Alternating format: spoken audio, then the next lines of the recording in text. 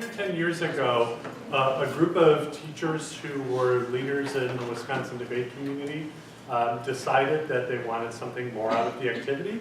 And so they kind of banded together and created a very educationally and very student-focused debate league called the 21st Century Debate Association. And here representing that group is teacher Kristi Compton from Hortonville High School. So the beauty is that the idea for this league was actually formed around October here in La Crosse. We were at La Crosse Central High School for a debate tournament, and Jim Sauer put us in a back room to run the public forum debate, and we were just chatting about all the ways that we wish debate was kind of different. And one of our biggest pushes was that we just wanted the kids to be more in control, and quite honestly, as coaches, we wanted to do less.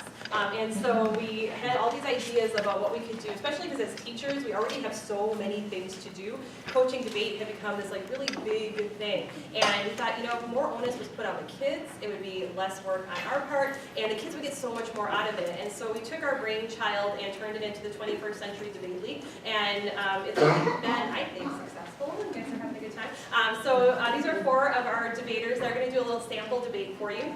In our league, we're a little different from the WDCA in that we don't follow the national resolutions. So the National Speech and Debate Association puts out a topic for public forum debate every month. And those topics are fantastic, but our kids have found that they're not always of interest to them. So the last debate we did with the WDCA was about whether the NBA should have regulations on their basketball uniforms. And needless to say, a bunch of debaters didn't care about the NBA basketball uniforms. They wanted to pick their own topics. So that's what we do right around September. We just picked our topics 2 weeks ago, and the kids pick the resolutions, they write the resolutions, and we vote on what we're going to debate. And then usually our state tournament at WHSFA, we do the national topic for that. So the kids today are going to demonstrate for you what a debate round looks like, and our hope is that you see that debate is not at all scary. It's something that hopefully you would be interested in maybe starting in your schools, and it's also something that you can do in your classrooms. So in our high school, in our 10th and 11th grades, their final exam is all around debate. They write a paper, and they form teams, and we do a debate as our final exam. So it's something that can work well in your classrooms also. So today the kids are going to model what a debate looks like for you. They're debating about the penny. So what's the resolution? The U.S. federal government should eliminate the penny. All right. So every debate starts with a coin flip to determine sides and to determine who's going to speak first. So we have a penny, very relevant for our coin flip. So I will be doing a coin flip. Sam, would you like to call? Tails. It is heads.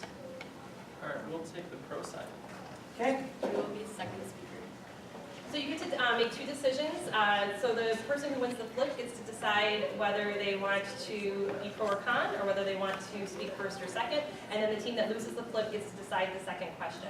So Trevor and Carissa are going to be on the pro, saying that we should eliminate the penny. And Sam and Colton are going to be on the con, saying that we should keep that beautiful, beautiful coin.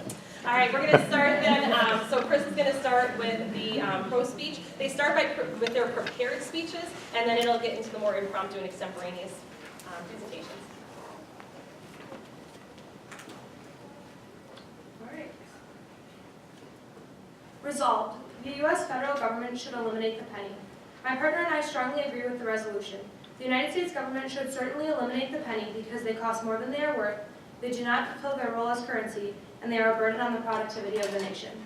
Contention 1.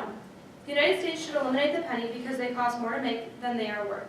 Currently, it costs about 1.7 cents to make just 1 penny, according to CNN. This means that over $7 million is essentially thrown away by the government every year just to make a coin that most people will lose in their couches. However, the monetary cost is not the only cost the penny is imposing on our country. The penny also has a very significant environmental cost associated with it. The carbon footprint it leaves is tremendous. According to Coindesk.com, the mining of the metal alone costs about 20 million gigajoules of energy.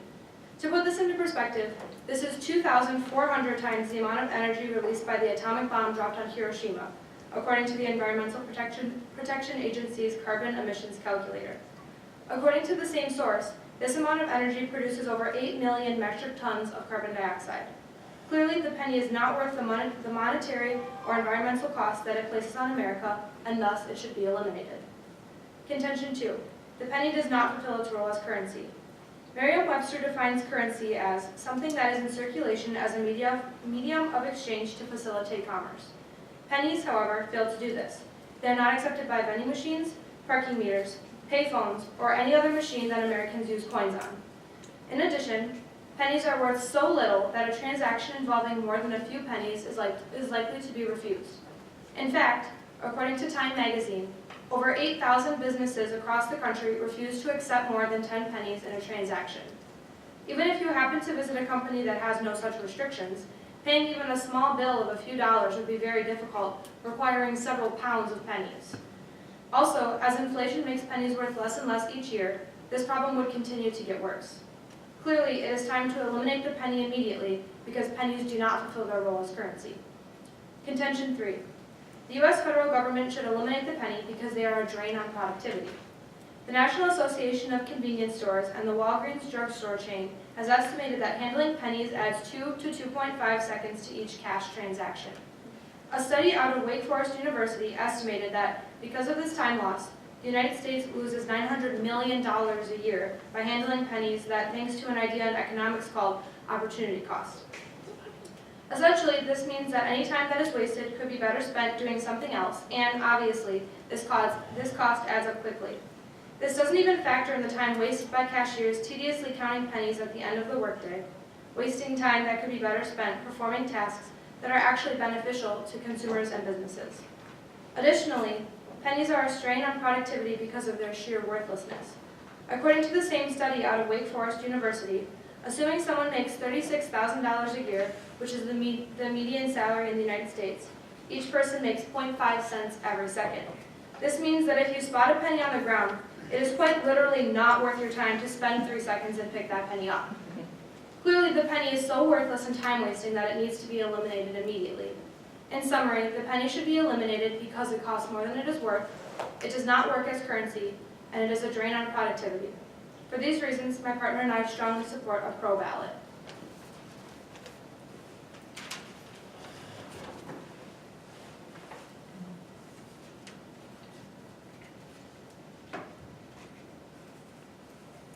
The United States federal government should not eliminate the penny for the following reasons.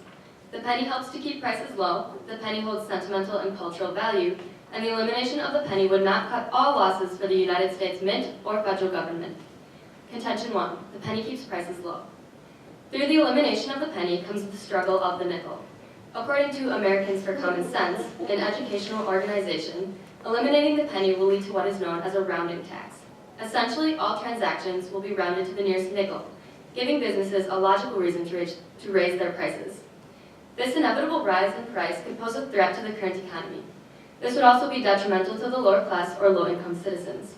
This issue is more of a threat to low-income citizens because they are more likely to pay in cash. Some forms of credit would still be able to be charged to the cent, but those paying in cash would be forced to face the increase in prices. An increase in prices would be a burden on the citizens of the U.S., therefore the current monetary situation is more ideal for an everyday consumer. Contention 2. The penny holds sentimental and cultural value. The issue of the penny has been brought up many times, and each time it has been proven that the people of the U.S. think of the penny as an integral part of our monetary structure and social norms. According to Grace Harder, a journalist for controversial issues, in 1999 a bill was passed or brought about to eliminate the penny. However, the public leapt to the defense of the penny and the bill was shot down. More recent polls are consistent with this public reaction, as over half of Americans are reported to not support the elimination of the penny. Another point brought about by Harder is the historical and cultural significance of the penny, as the coin honors Abraham Lincoln, former U.S. president. Another value held by pennies is actually their stereotypical worthlessness. The fact that a penny is only worth 1 cent makes it easy for people to give them up, especially to charities. According to both UNICEF and the Salvation Army, pennies have added up to thousands of dollars for their causes. Obviously, the worthless penny has made an impact on our society in more ways than one. Contention 3. Eliminating the penny would not cut all losses for the United States Mint or federal government. Though many believe that since it costs more to make a penny, at 1.8 cents per penny, the penny is putting our government at a great loss.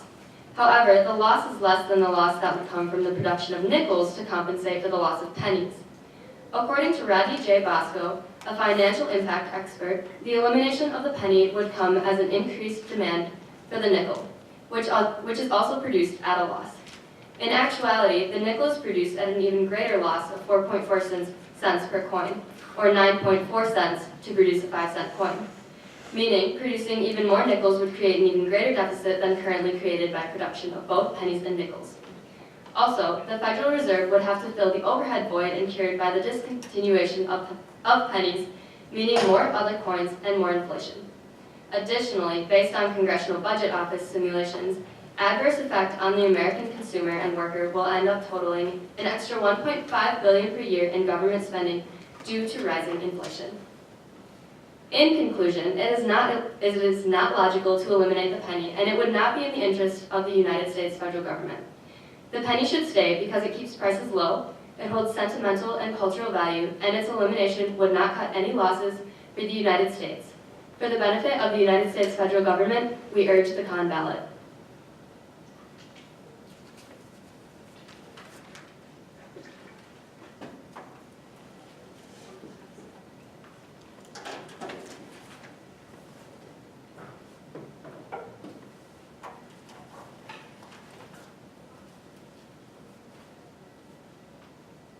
Since you're our first speaker, you can have the first question. Okay, thank you. So you mentioned in, I believe, your first contention that rounding to the nearest nickel would mean that businesses would logically raise prices. Could you elaborate on that? Yes, so essentially if businesses were able to round up on their prices, they would most likely take advantage of that, being able to raise their prices and create more revenue for themselves, which is in turn detrimental to low-income citizens, especially because they are more likely to use cash, meaning that these transactions would affect them greatly. Okay, I get what you're saying, but I would argue that really, if you're rounding up, you're losing a few pennies on each transaction, and most people make 1 or 2 transactions a day. So in a month, that would add up to slightly over $1 loss, which is $12 a year. So in the end, that's really not that much. And also, we could have rules that regulate how we do the rounding.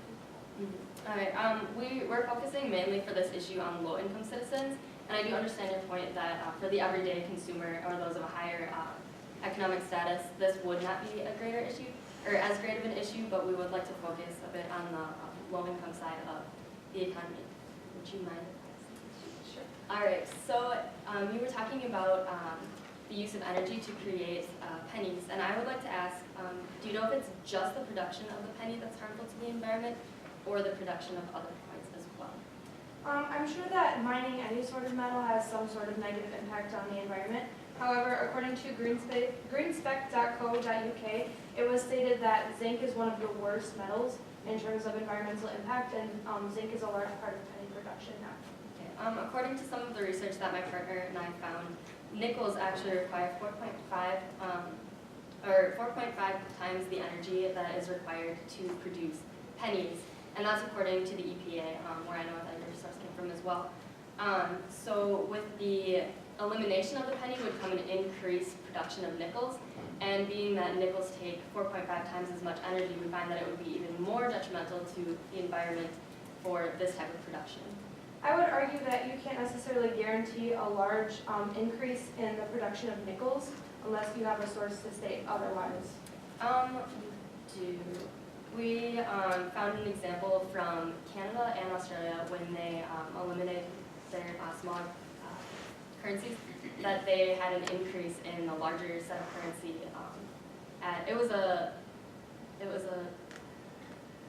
much larger number, I know, but I can't remember the exact. I'm sorry. Well, and we also can't guarantee in our economy specifically that the nickel would be increased in production. It could be the dime or the quarter, or even the dollar bills, which are cheaper to produce. Do you have any more questions? Yes, I'd like to bring up in your second contention, you talked about the historical value of the penny because Abraham Lincoln is honored on the penny. But I would argue that there's plenty of other ways to honor Abe Lincoln. So, okay, sorry, mine.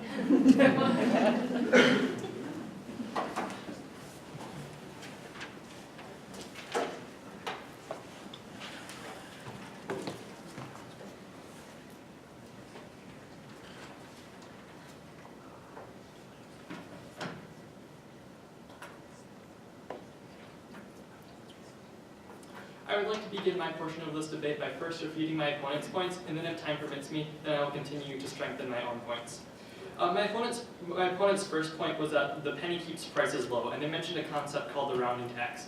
Basically, what they thought that meant was that if you paid 46 cents for a transaction, it would automatically be rounded up to 50 cents, and the consumers would end up being negatively affected by this. However, in countries that have already eliminated their pennies or 1 cent coins, what they've done is they have put laws in place so you round them to the nearest nickel. So basically, if it's 47 cents, it's rounded down to 45 cents. And if it's 48 cents, then it's rounded up to 50 cents. And according to a study done by Robert Waples of Minnesota of over 3,000 transactions over 9 different states, it was found that you're equally as likely to have a transaction of 47 cents as you are to have a transaction of 48 cents. So over the course of your year, over the course of all your transactions, it turns out that it's almost exactly the same amount as you would have already paid with or without a penny.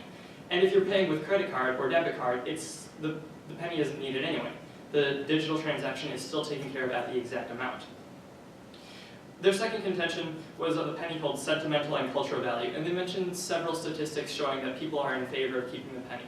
But just because people are in favor of keeping the penny doesn't mean that it's the right thing to do, and it doesn't mean that it's the logical or most efficient thing to do. And that's what we're arguing. We're arguing that the penny is not efficient and it's actually a drain on our economy, as we have proved in our second and third contentions. Additionally, they mentioned Abraham Lincoln, and that the penny honors Abraham Lincoln.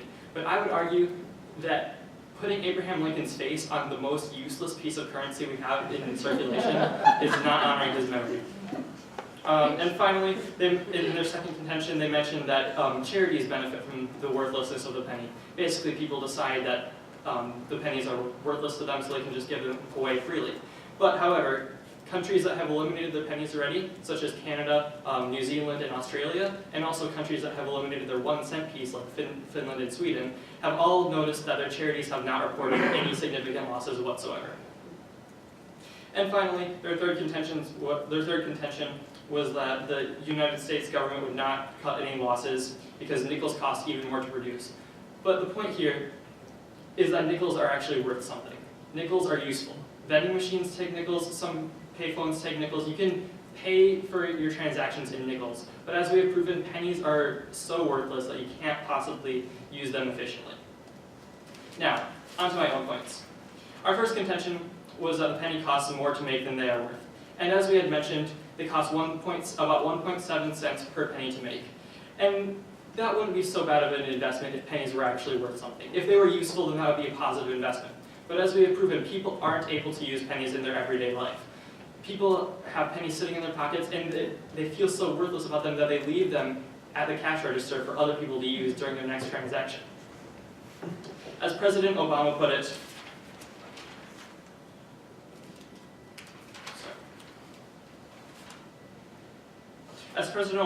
anytime we're spending money on something that people don't use, it's something we should change. So for these reasons, my partner and I strongly urge a pro ballot. Thank you. May I use some prep time, please? 10-second increments. Thank you. So each team gets 2 minutes of prep time to use whenever they want during the round to help them prepare for the next speech or for their questions. 10 seconds. 5. You use 16 seconds.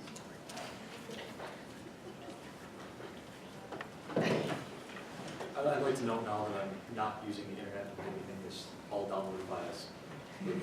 For the sake of ethics.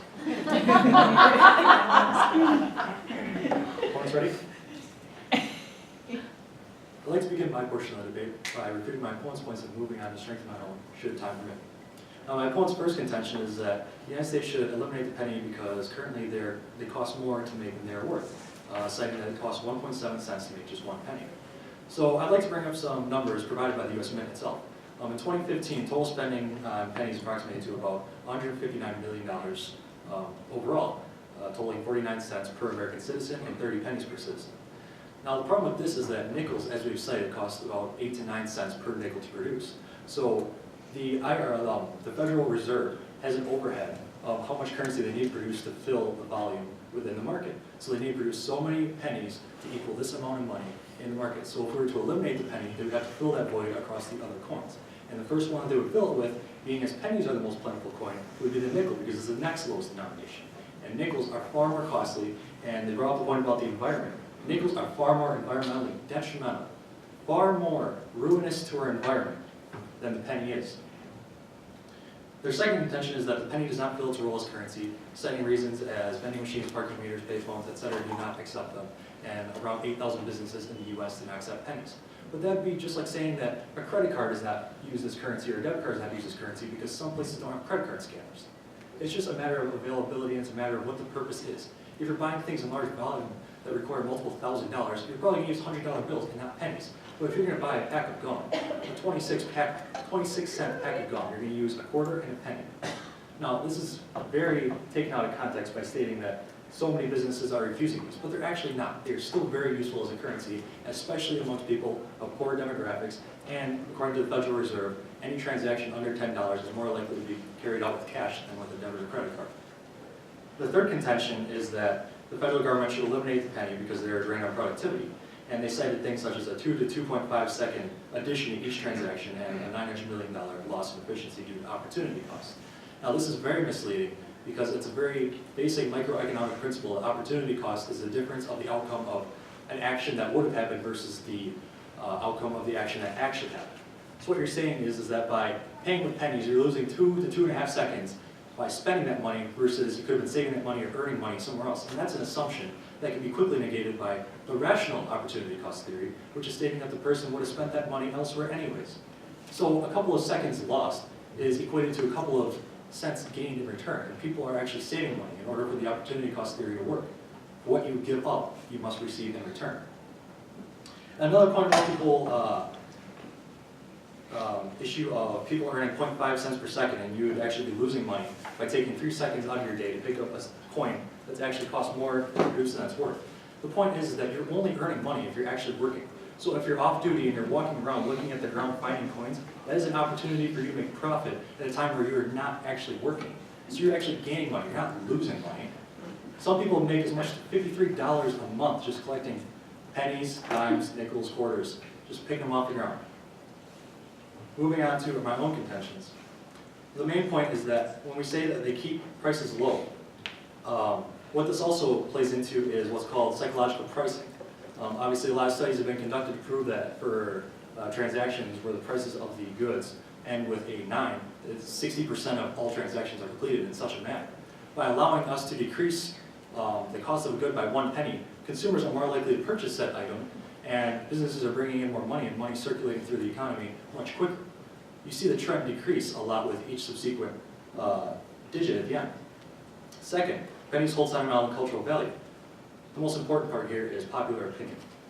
The government works on behalf of the people. And our third point was that it would not cut losses for the U.S. and federal government. We've already covered this with the nickel. It's for these reasons that we urge a con ballot.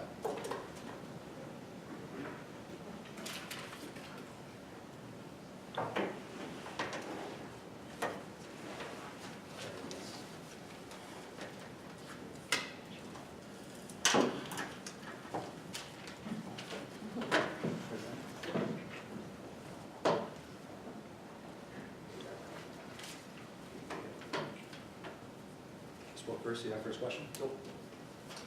Okay, so I was just wondering if you had any evidence to show that the time wasted by pennies would not be used more efficiently elsewhere. So for example, I used to work retail as a cashier, and I used to spend 20 plus minutes every night counting out penny by penny by penny as we had to write down our cash list. Couldn't that time be used more efficiently in better ways that actually benefit consumers? Okay, so are you saying the example of the cashier could be using that time more efficiently? Is that what you're asking? Well, cashiers and consumers. That was just one Okay, for example. the example of the cashier, I'd answer, first of all, the definition of cashier according to accountingtools.com. The purpose of a cashier is to efficiently and effectively handle money between a consumer base and the company itself. So its whole purpose, its post, is to handle money, A. B, the whole point is that with things like self-checkouts in the age of automation, causing the irrelevancy of cashiers and moving towards automated checkouts, that's going to be irrelevant anyways. Now moving to the point of the consumer, consumers are seeking to spend their money in order to receive a good. So in order to imply that they'd be doing something else other than spending money on that good is kind of an irrelevant argument. That wasn't exactly what my point was. My point was that I used to spend about half an hour counting out pennies every night, which I could have spent that half an hour cleaning so I could get out of there early so they didn't have to pay me that extra half an hour. In fact, Chipotle just recently, in 2012, started to round their bills to the nearest nickel. And what they found when they rounded up was that people would complain. So they ended up rounding down to the nearest nickel. And what they found was that by rounding down to the nearest nickel, they actually lost less money than they would have lost making their cashiers count out the pennies. So we find here that the time saved by pennies is actually very useful, and time, as I say, time is money. So saving time does equal saving money. May I ask a question now? Yes. Can we agree, being as we both have different studies, I by University of Pennsylvania and the College of the La Crosse, and you by a couple other sources, saying that the consumption tax, or the rounding tax is not relevant? And I have found studies that say that it is relevant. Can we just agree that being as this has not been implemented in the United States, we cannot argue on behalf of it because we do not know the direct results?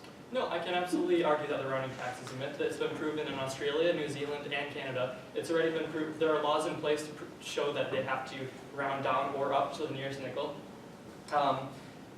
And there are studies from the Wake Forest University that show that you are equally as likely to have it move up as it goes down. Do you have a source saying that it wouldn't? Yes, the Congressional Budget Office ran their simulations on the effect of what would happen if they eliminated the penny, and they could not conclusively rule out that rounding tax would or would not be in place. They could not rule that. Okay.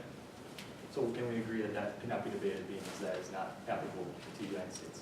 I'd have to learn more about the evidence and why it was not exactly able to be eliminated, but for now, let's just assume that.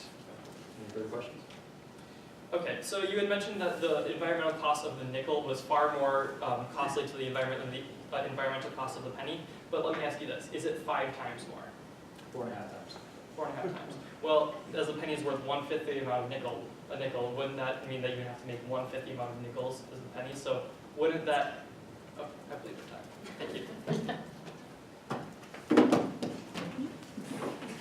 I'd like to take prep, please.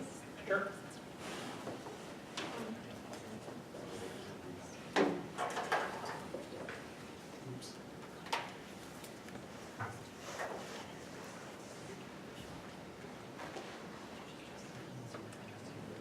Okay, I'm good. 15 seconds used.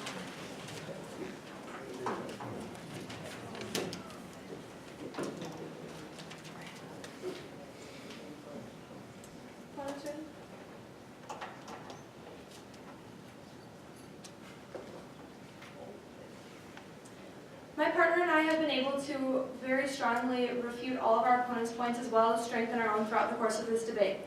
For my opponents' points, their first point is that having the penny keeps prices low, but as we've pointed out, the loss between rounding up to the nearest nickel would actually end up averaging out. And my opponents argued that we have to eliminate this evidence because a simulation wasn't able to prove that this would not, or that this would be a thing. However, we've proven through evidence that countries have actually put this into place, and it is in fact how this would work. Their second point was that it has sentimental and cultural value, but as my partner brought up, we can't necessarily go with what the general public wants because it doesn't guarantee that it's best for the country. And additionally, they said it would honor Abe Lincoln, but as my partner mentioned, it's not very honorable to be on the most useless piece of currency, and additionally, he does also have the $5 bill. Their third point was that eliminating the penny wouldn't cut all of the losses of the mint. However, as we've pointed out, nickels are in fact useful. They might cost more than the penny to make, but they're worth more money, and people use nickels more often than they use pennies. Pennies are far more often just discarded by people because they don't see them as a useful form of currency. As for our own points, our first point was that pennies cost more than they're worth, which we were able to prove substantially with the environmental and monetary impact of pennies. Our second point was that it doesn't fulfill its role as currency. And though the opponents argued that we would also have to say then that the credit card is useless, I think we can all here say that we use credit cards and debit cards far more often than the penny. Our third point was that it's a drain on productivity, which we've proven because time is money, and we waste time counting pennies when they really don't even have that much monetary value. So for these reasons, my partner and I strongly urge a pro ballot.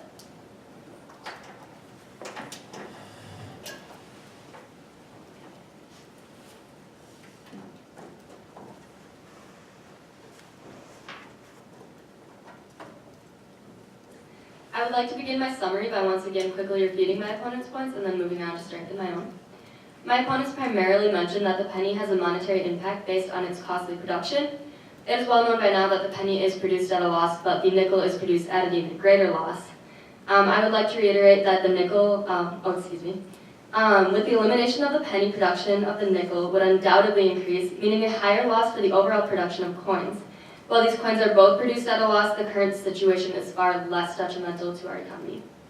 My opponents also mentioned the concept of opportunity cost in regard to productivity. However, opportunity cost is a seemingly unobjective concept that works under the assumption that mere seconds in a transaction can be used more efficiently for a separate task. Essentially, this concept is irrelevant based on the fact that even the addition of these seconds into a collective 10 minutes would not likely be effectively organized or allocated to allow for the completion of another task. Additionally, my opponents have tried to stress the uselessness of the penny, but I would like to use my main contentions to disprove this theory. The penny is highly regarded by Americans, and passing a bill to eliminate the penny would be a difficult feat. Additionally, the penny holds many more values, such as its historical significance and its common use as a simple and easy way to donate to charities and causes.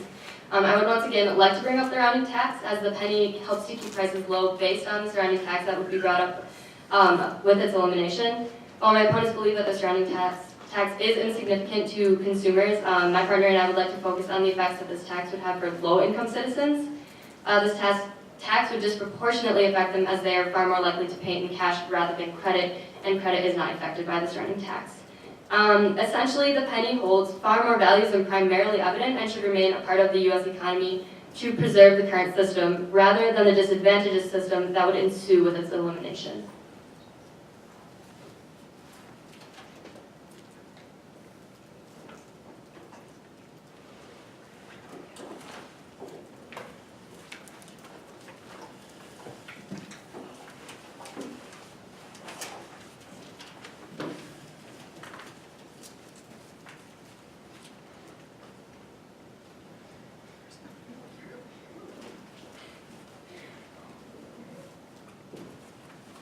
First question. Okay, so you keep mentioning in your speeches that the rounding tax disproportionately affects low-income citizens, but as we have proven, the rounding tax doesn't really exist. So how can you say that it would disproportionately affect lower-income citizens? Well, in the situation of a rounding tax going up, we do know that this would be more impactful for lower-income citizens based on the fact that they do more often than not pay cash rather than credit, where uncash transactions, the surrounding tax would be. Okay, let's say for the sake of argument, every transaction is rounded up. So let's say you pay 97 cents for something, and it's rounded up to $1. That's 3 cents per transaction. And according to the Federal Reserve banks, each person makes about 23 cash transactions per month. So that's a total of about 68 cents per month that you're losing, even if you're rounding up every single time. So how can you say that this is disproportionately affecting lower income citizens? If those people really need 63 cents, then I'm sure they can find it on the ground in quarters or something, as you pointed out. I'd like to cite the Federal Reserve Bank of San Francisco, which concluded a national survey in 2015, and they found that to the tune of 180 to 200 billion cash transactions are completed each year. So if it is only 3 cents or 1 cent per transaction, that's very cumulatively negative against the American consumer. That's very pro-business in many ways. You're looking at this from a larger standpoint, but on the individual level, most people won't even notice that the pennies are gone. The difference will be so minimal. If you think about it, really, the number of pennies that you lose just because you don't even think they're useful is probably the same number of pennies you're losing in these transactions. Because I'm sure a lot of people have had this happen to them where they get like a couple pennies each transaction, and you know it builds up after a while, but you set it down in your car, you can let it fall to the bottom of your purse, it's gone, you've lost a couple pennies and you never even notice it. It's basically the same losing a couple pennies in a transaction. And despite that, we've also proven that it would balance out. Okay, but I would like to say back into the personal level. We've stated that these are low-income groups. This is according to the Federal Reserve. They're more likely to complete a cash transaction. Low income, as in they're referring to people that receive less than $200,000 annually. These cents add up. These compound. When people are talking about in terms of how much they earn hourly, these are people that are going to be earning minimum wage job most likely. Cents matter to them. This is a matter of what they're able to spend on their own time, how much get taxed, how much they can spend on personal goods, how much they can spend on necessities. It really does come down to dollars and cents. We've proven with our evidence that the pennies balance out based on the rounding tax, and you have decided that your evidence would negate that, and we think that it doesn't, so I think we should just move on to a different question. Do you have a question for us? Why not?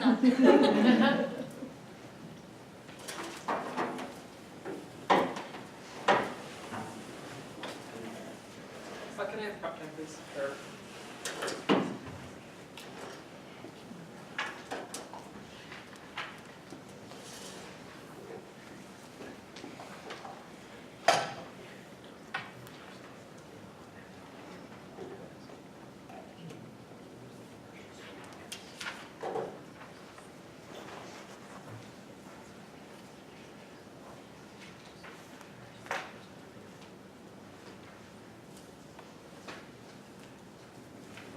Seconds.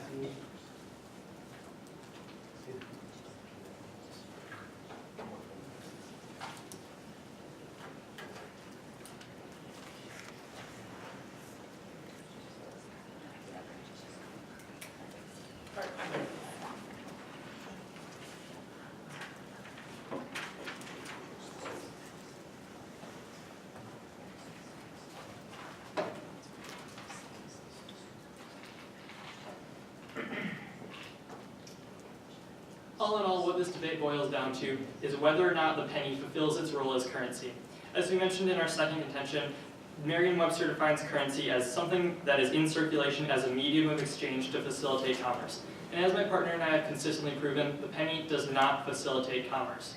You can't use it in your everyday life, you can't use it in your everyday transactions, so it shouldn't be allowed, it shouldn't exist as currency. We shouldn't be spending all this money and all this productivity time fiddling with these pennies when they're actually completely useless and don't actually make a difference to the average consumer or business. It's time that the United States eliminates these germ-filled, useless coins that have been far outweighed through the course of time and inflation. So for these reasons, my partner and I strongly urge a pro vote. Thank you. Prep time, please.